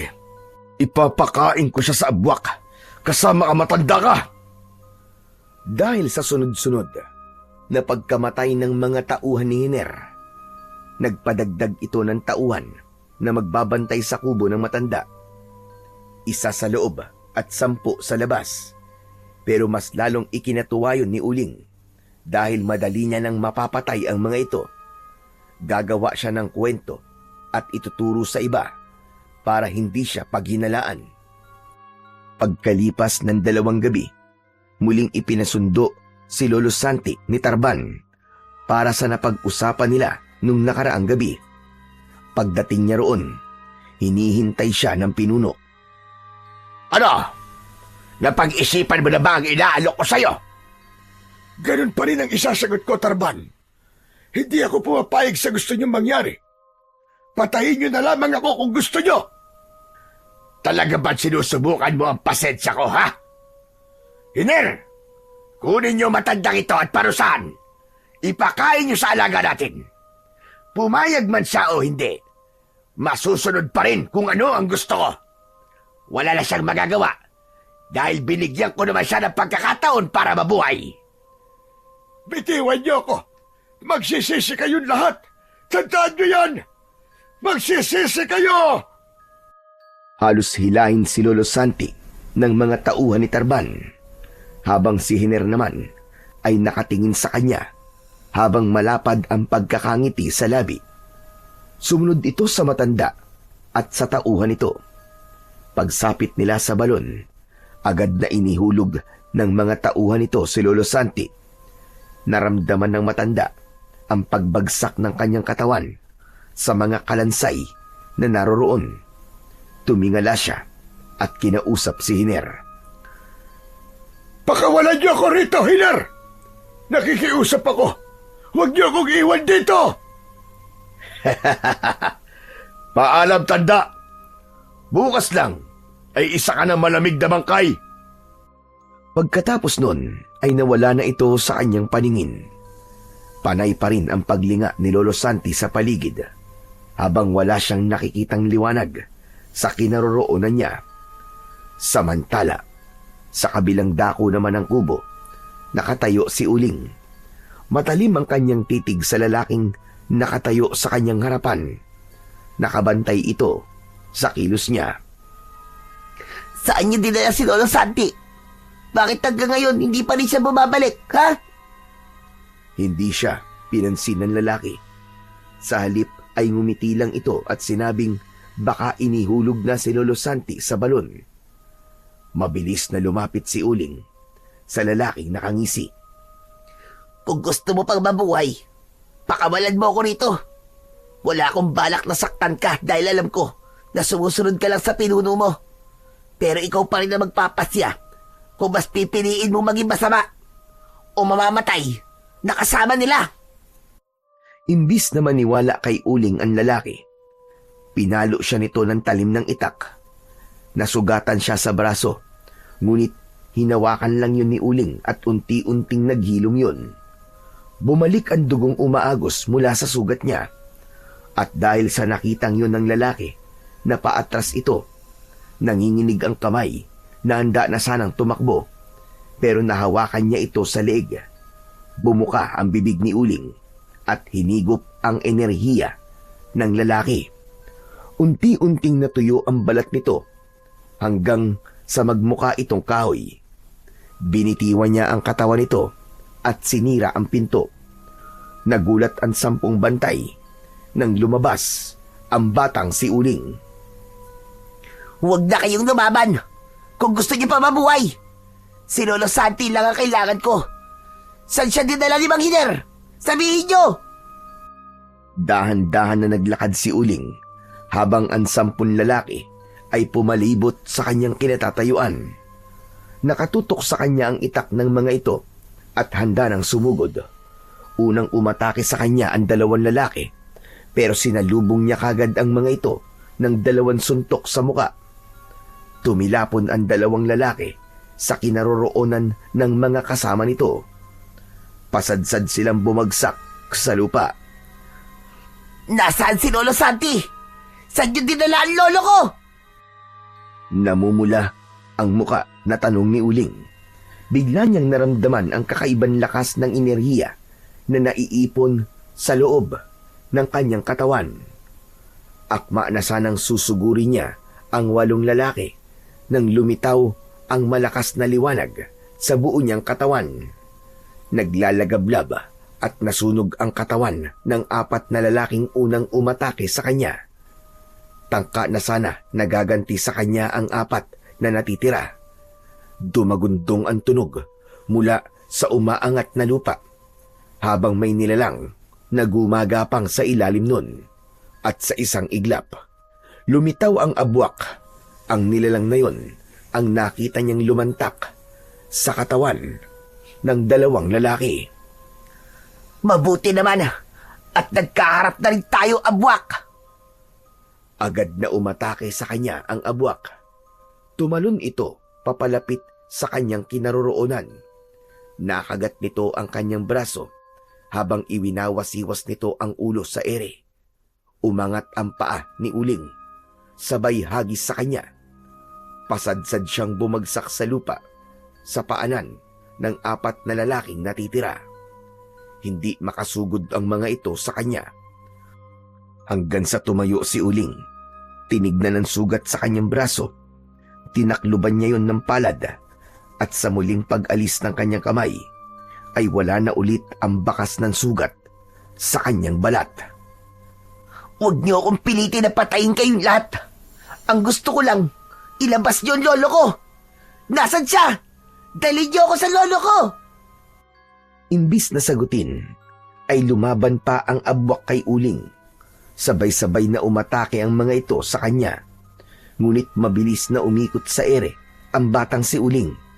Bawat bitaw ng kanyang kamao ay bumabagsak ang mga kalaban sa lupa. Malakidlat na nilapitan niya ang mga ito at hinigop ang enerhiya sa katawan. Sa bawat enerhiyang nahihigop ni Uling, nadadagdagan ang kanyang kapangyarihan. Mas lalo siyang lumalakas. Maya-maya pa ay umangin ng malakas ang abwak. Dahil sa ingay na yon, dumagsa ang mga kalaban. Kasama si Hiner, nagulat sa mga nakikita. Anong ginawa mo sa mga alagad ko? Bakit naging ganyan ang mga itsura nila? Sinasabi ko na nga ba, at ikaw ang pumatay sa mga alagad ko! Simula pa lang yan, Mang Hiner. Hindi magtatagal. Magiging ganyan din ang itsura mo kapag hindi ko nakita si Lolo Santi. Saan niyo siya dinala? Sumagot ka! Hindi natinag si Mang Hiner sa malakas na boses ni Uling. Sa halip, inutusan nito ang kanyang mga alagad na palibutan si Uling. Samantalang ang abwak naman ay natakot ng lumapit sa bata at mas piniling magtago sa likod ng mga puno. Ano pang hinihintay nyo? Patayin nyo na ang batang yan! Mga inutil talaga kayo! Sabay-sabay na umatake ang mga kalaban sa kinaroroonan ni Uling. Hinintay na makalapit ang mga ito sa kanya at isa-isa niyang sinuntok ang muka ng lahat ng mga alagad na umaatake sa kanya. Bawat tamaan ng kanyang kamao ay bumabagsak ng pasadsad sa lupa habang nagkikikisay ang mga katawan na parabang nalalason. Bumubula ang bibig ng mga ito dahil sa malakas na kapangyarihan ng batang si Uling. Bumakas naman ang pag-aalala sa muka ni Hiner. Hindi na maipinta ang muka nito. Pambihira! Paano nangyari yun? Paano mo sila napabagsak lahat? Anong klaseng tao ka? Dahil hindi ako isang ordinaryong bata na katulad lang ng inaasahan mo. Kaya't ilabas niyo na ang Lolo Santi ko.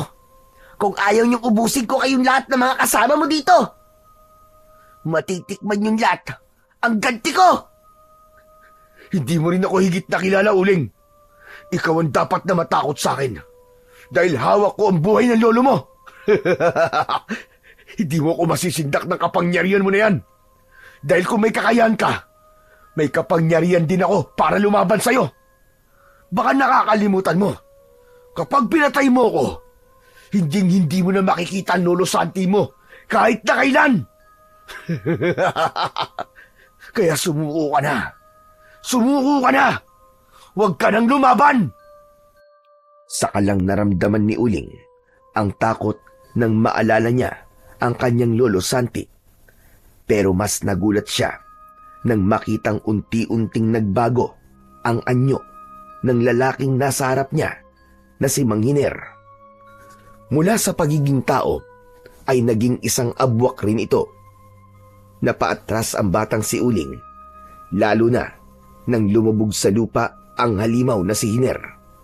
Gumapang ito mula sa ilalim ng lupa, napapalapit sa kinaroroonan niya. Nang mga sandaling yon, naramdaman ni Uling ang paghiwalay ng balat niya sa kanyang muka. Ang kulay itim na marka ay natanggal at gumapang sa dalawa niyang kamao. Naging isang liyabi yun o asero na kasing tigas ng bakal. Bago pa man makalapit sa kanya ang umaangat na lupa, ubod lakas na binayo ng suntok ni Uling ang lupa. Yumanig ang paligid at ang abwak na nasa ilalim nito ay biglang lumitaw. Bumagsak sa damuhan habang sumusuka ng itim na dugo. Hindi maaari. Hindi ako makakapayag na matalo sa laban na to. Hindi ang katulad mo ang papatay sa akin. Hindi! Umapang sa lupa ang abwak na si Hiner. Inutusan nito ang malaking abwak na nagtatago sa likod ng mga puno. Pero takot itong lumapit kay Uling. Nang hindi sumunod ang abwak na yon, inatake ni Hiner ang sariling alagad at niluray-luray nito ang katawan ng kakampi, saka muling humarap kay Uling habang tumutulo ang malapot nitong laway. Pinapatay ko ang mga walang silbi, kagaya ng ginagawa ko sa mga nauhuli naming tao na ayaw sumunod sa mga pinag-uutos ko. Hindi ako makakapayag na isang bata lang ang makakapagpabagsak sa akin. Hindi mangyayari yun. Kung sino ka man na nilang na nagtatago sa itim na balat, papatayin kita. Papatayin kita! Tikman mo ang galit ko! Hinalo si Uling ng matinik na buntot ni Hiner. Umatake ito na halos kasing bilis ng isang bayawak. Sinalubong naman ng kamao ni Uling ang muka ng halimaw. Tinamaan niya ito sa panga at bumaligtad ito ng bagsak sa lupa. Tihaya na nagkakakawag ang buntot. Mataas na tumalon si Uling.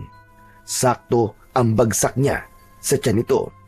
Binayo niya ng 5 beses ang dibdib ng abwak na si Hiner. Sumambulat ang dugo nito sa bibig. Ito na magiging katapusan mo, hayop ka! Para ito sa lahat ng mga taong pinatay mo nang walang kalaban-laban! At para sa lolo ko, mamatay ka! Kasabay ng malakas na sigaw ni Uling, parang tela na tinanggal niya ang kulay itim niyang balat na nakadikit sa kanyang kamao at itinaklob niya yon sa muka ng halimaw na si Hiner. Parang may buhay na kusang bumalot yon sa ulo ng abwak. Nagwawala, nagsisisipa ang paa at nagkakakawag ang buntot nito na pilit nitong tinatanggal ang mala-aspaltong balat na bumalot sa ulo nito. Hindi ito makahinga habang unti-unting pinipiga ang ulo nito. Tuluyang nanigas ang katawan ng abwak na si Hiner. Nagkikikisay ang katawan hanggang sa tuluyan ng malagutan ng hininga. Pagkatapos ay saka muling bumalik ang kulay itim na balat sa kamao ng batang si Uling. Pero nagulat siya sa biglang pagsasalita ng lalaking nasa likuran niya. Sinasabi ko na nga ba? At ikaw ang batang matagal ko nang hinahanap. Ang anak ni Teresa. Ang sanggol na isinumpa na magkakaroon ng kapangyarihang balat. Ikaw nga ang anak ng lalaking itim na salamangkero. Humanda ka. Dahil sa wakas, nagtagpo rin tayo ng landas. Ikaw ang humanda! Dahil ikaw ang magbabayad sa akin! Nasaan ang lolo ko? Saan niyo siya dinala? Ilabas niyo siya! Malamang sa mga oras na ito, ay patay na ang lolo mo. Masyado siyang matigas. Binigyan ko na siya ng pagkakataon para mabuhay. Pero hindi siya nakinig sa akin. Yun ang nararapat sa kanya. Ang mga taong matitigas ang ulo ay dapat hindi na pinapatagal. Anong ginawa niyo sa lolo ko? Anong ginawa niyo sa lolo ko? Ngumisi si Tarban habang nakatingin kay Uling. Ang mga alagad nito ay isa-isa na rin na nagpalit ng anyo at lumubog sa lupa. Habang gumagapang papalapit sa kanya, lahat ng sumulpot sa kanyang harapan ay agad na sinakal ni Uling at hinihigop ang enerhiya ng mga ito. Walang makalapit. Lahat sila ay bigong talunin ang batang may taglay ng isinumpang balat. Malakas ang loob mong lumaban sa amin dahil taglay mo ang mutya ng isinumpang itim na balat ng sinaunang salamangkero. Ikaw rin! Malakas ang loob mo na pumatay ng tao dahil sa mga alagad mo! Kung ikaw lang naman ang lalaban sa akin, hindi ka magtatagumpay! Sisiguraduhin ko sa iyo yan! Tama na ang chat-chat. Simulan na natin ang laban. Napakadaldal mo.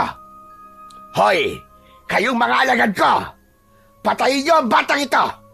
Lumaban tayo mga inutil! Hindi tayo maaaring magpatalo sa isang bata! Isang tambak kayong mga gunggong! Sabay-sabay na umatake ang mga ito sa kanya. Pero bago pa makalapit ang mga ito, nagmistulang apoy ang paligid ni Uling nang lumabas ang malakas na liwanag sa kanyang katawan. Nagkaroon din ng kulay pulang liwanag ang kanyang mga mata. Kasunod noon, umatake sa gawi ni Uling ang mga abwak. Sinalubong niya ang mga ito ng suntok, sipa, kalmot at malalakas na pagsakal sa leeg. Bawat suntok niya, gamit ang liyabing balat, bumabaon ang kamao niya sa katawan ng mga abwak. Bumulwak ang dugo ng mga ito habang nagkikikisay at bumubula ang bibig. Talaga palang malakas kang hinayupak ka. Ako naman ang pagmasdan mo kung paano kitang papatayin sa harap ng mga alagad ko. Unti-unting nagbago ang anyo ni Pinunong Tarban. Mas malaki at mas malakas na abwak. Parang ipo-ipong lumubog ito sa lupa at iniikutan ang nakatayong si Uling. Bawat sulpot ni Pinunong Tarban mula sa ilalim ng lupa ay tumatama ang suntok nito sa kanyang muka. Sa unang pagkakataon, pasadsad siyang bumagsak sa lupa. Muling lumitaw naman ang abwak na si Tarban. Alam mo bang, ako ang pumatay sa nanay mo si Teresa. Sinaktan niya ang damdamin ng kapatid ko. Ang babaeng unang asawa ng tatay mong manloloko. Nagbaliw ang kapatid ko si Leia dahil yun ang kapalit ng isumpa kanya sa tiyan ng nanay mo. At ang pagiging dugong itim na salamangkero ng tatay mo ang naging dahilan kung bakit sa'yo napunta ang mutya ng isinumpang itim na balat ng sinaunang salamangkero. At ngayon na nakaharap na kita, hindi ako makakapayag na hindi ka mamamatay sa mga kamay ko! Wala akong kasalanan sa pagkakamali ng mga magulang ko sa kapatid mo. Ang tanging naging kasalanan ko lang ay ang isilang ako sa mundong to. Huwag mo akong pagbayarin sa kasalanan na hindi ko ginawa. Habang nagsasalita, ay dahan-dahan na tumayo si Uling. Pinagmasdan niya ang malaking abwak na nasa harapan niya. Nakita niya ang mga alagad nito na nakatayo sa paligid niya. Wala na. Tapos na ang paghahari mo, Tarban. Dinala mo kami rito sa baryong punong-puno ng mga aswang na abwak. Aalis ako sa lugar na to na sinisiguro kong wala ni isa sa inyo ang matitirang buhay sa baryong to. Kahit magsanib puwersa pa kayong lahat, hindi ko kayo aatrasan. Habang nag-uusap sina Tarban at Uling, dumating si Lolo Santi. Putikan ang damit nito at nasa likod ng matanda ang mga babaeng unang nailigtas ni Uling. Tinulungan ng mga ito si Lolo Santi na makaahon sa balon at halos lahat ng mga kasama nito ay may mga dalang sandata. Handa na rin lumaban para iligtas ang kanilang buhay at maghiganti. Apo, si Tarban ang pumatay sa nanay mo. Siya ang umubos sa mga albularyong manggagamot sa baryo natin. Dahil sa paghahanap niya sa atin, marami ang buhay na nawala. Kaya apo, bigyan mo ng katarungan ang lahat ng mga taong nagbuwis ng buhay para sa'yo. Patayin mo ang lahat ng mga abwak na yan! Sa pagkakataong yun, ay bumalot na ang pinakamalakas na kapangyarihan ni Uling sa buo niyang katawan, kasabay ng pagsugod niya kay Tarban. Nagsalubong sa gitna ang dalawang panig. Bawat sunggab at pag-atake ng mga abwak sa matanda ay namamatay ito sa pamamagitan ng saksak ng mga babaeng may dala ng sibat. Habang si Uling naman ay kaharap ang pinunong si Tarban. Nagpambuno ang dalawa, lakas sa lakas, tapang sa tapang. Sa huli, pareho silang sugatan. Lumubog sa lupa ang lahat ng abwak at sabay-sabay na gumapang papunta sa kinaroroonan ng batang si Uling. Ubod lakas na inipon ni Uling ang puwersa sa kanyang kamao at isinuntok yun sa lupa. Yumanig ang paligid. Sabay-sabay na nabungkal ang lupa. Inuluwa ang mga abwak habang sumusuka ng dugo at nagkikisay ang katawan. Nilapitan ni Uling ang nakahigang si Tarban. Ito ang sinasabi kong karma na maniningil sa iyong kasamaan. Kailanman, hindi maaaring bayaran ni Pedro ang utang ni Juan. Yan ang tatandaan mo. Wala akong kasalanan sa iyo. Kaya wala akong dapat na pagbayaran sa iyo. Ipinag-ihiganti ko lang ang nangyari sa kapatid ko.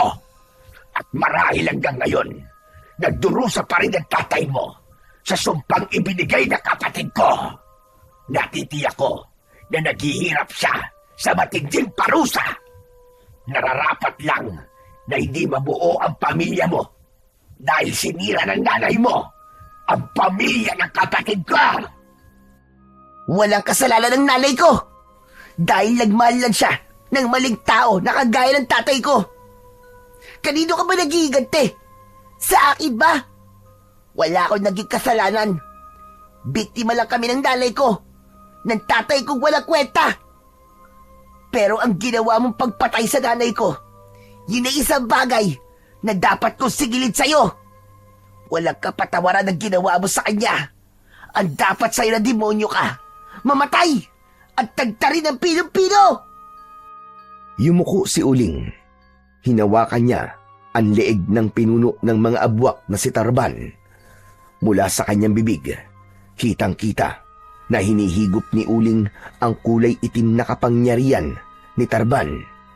Natuyo ang katawan nito hanggang sa bumalik sa dati nitong anyo bilang isang tao. Ang iba naman na abwak ay bumagsak sa lupa, nasunog at namatay hanggang sa tinangay ng hangin ang abo. Sa kanilang pinuno pala nakasalalay ang buhay ng mga ito, kaya ganun na lamang ang pagprotekta ni Hiner sa pinunong si Tarban. Kaya nang maging abo ang katawan ni Tarban, sumabog din ang katawan ng mga alagad nito. Hanggang sa maging abo ang lahat, naluluwa na lumapit kay Uling si Lolo Santi. Yakap ng mahigpit ang apo. Hindi siya makapaniwalang mauubos ni Uling ang lahi ng mga abwak sa kuta ng mga ito. Diyos ko po, Apo! Nagawa mo! Natalo mo ang mga abwak sa buong baryo! Nailigtas mo pa ang iba pang mga biyag! Totoo nga ang sinabi ng anak ko si Teresa. Kapag pagmamahal at kabutihan ang itinanim sa batang isinumpa ng kadiliman, mananaig at mananaig pa rin sa puso niya ang kabutihan. Lolo, maraming salamat po at buhay po kayo. Lolo, kung napahamak po kayo, baka hindi niyo po nakita ang tagumpay ko to. Nabigyan ko na po ng hustisya ang pagkamatay po ni nanay. Nagtagumpay po ako, Lolo. Nagtagumpay po tayong lahat. Nagyakap ang maglolo habang may ngiti sa kanilang mga labi. Pagkatapos, pinakawalan nila ang ibang mga biyag kasama ang mga batang matagal nang nawawala. Magkasama silang nilisan ang lugar na yon. Tinahak nila ang daan pauwi sa kanilang baryo. Pagkalipas ng isang oras na paglalakad, sa wakas, muli nilang nasilayan ang baryo ng Ildefonso, ang baryong kanilang minamahal.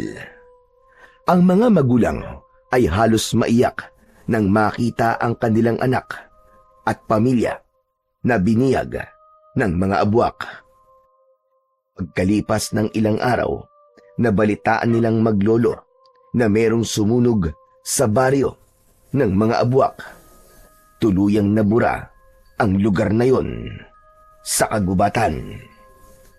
Sina Lolo Santi at Uling naman ay muling bumalik sa panggagamot sa tulong ng lihim na kapangyarihan ng mutya ni Uling.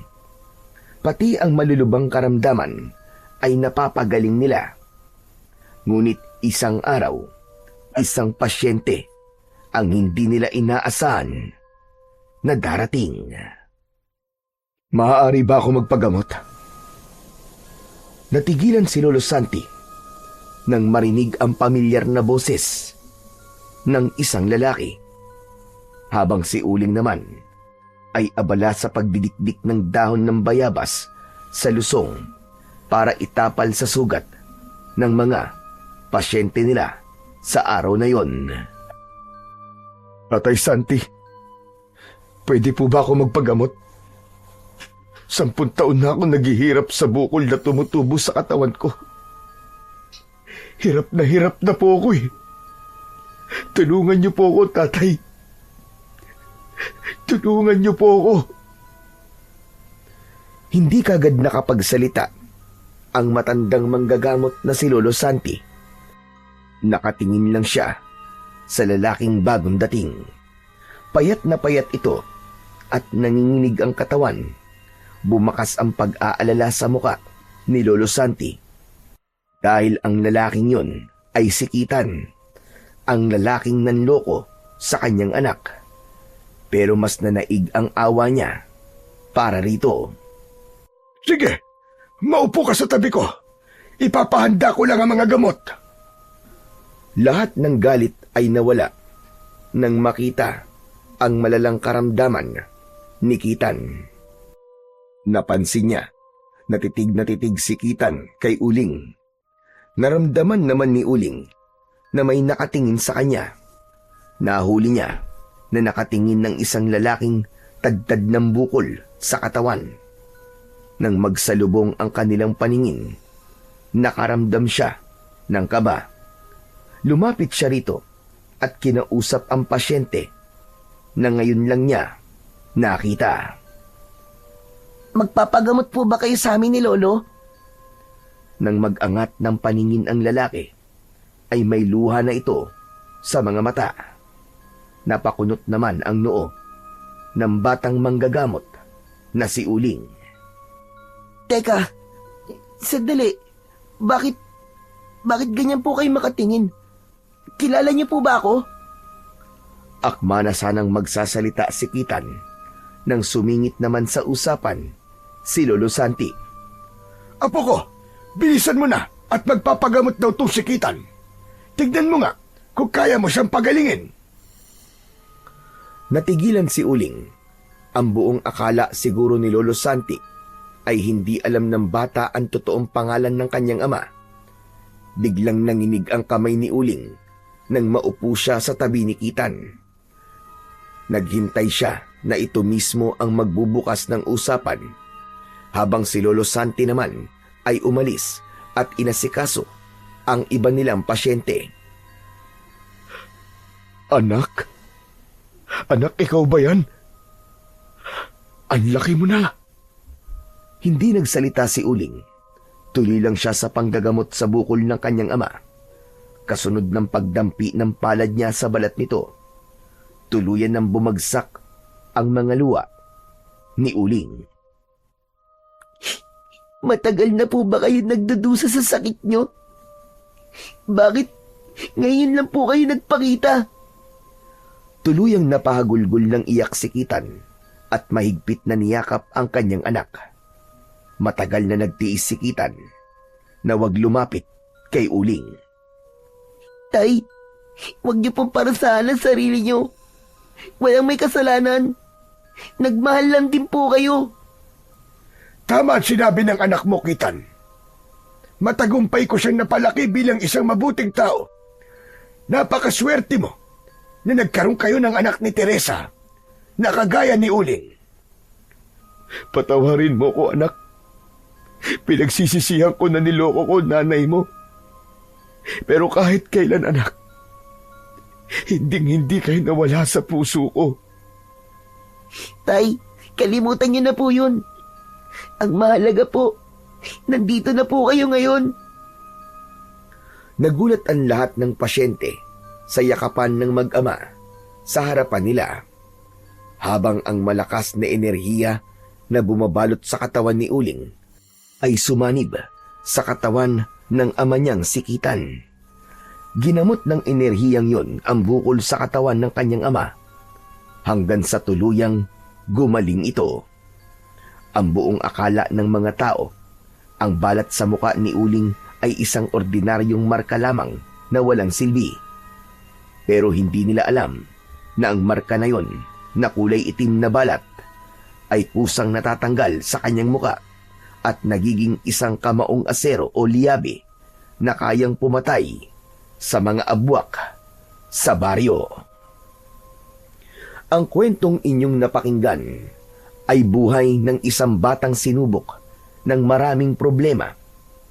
Ngunit sa huli ay nanatili siyang matatag at itinuloy ang panggagamot sa mga taong may karamdaman. Pinatunayan na ang pagpapatawad ay mabisang kapangyarihan para mabawasan ang bigat sa dibdib. Ang paghihiganti sa kapwa ay palaging may hangganan at sa huli, lahat ng nagawa mong kasalanan ay merong naghihintay na kaparusahan. Kailanman ay hindi mananaig ang kasamaan laban sa puwersa ng kabutihan. Kaya sa huli, piliin pa rin nating magpatawad at maging mabuting anak ng dakilang lumikha.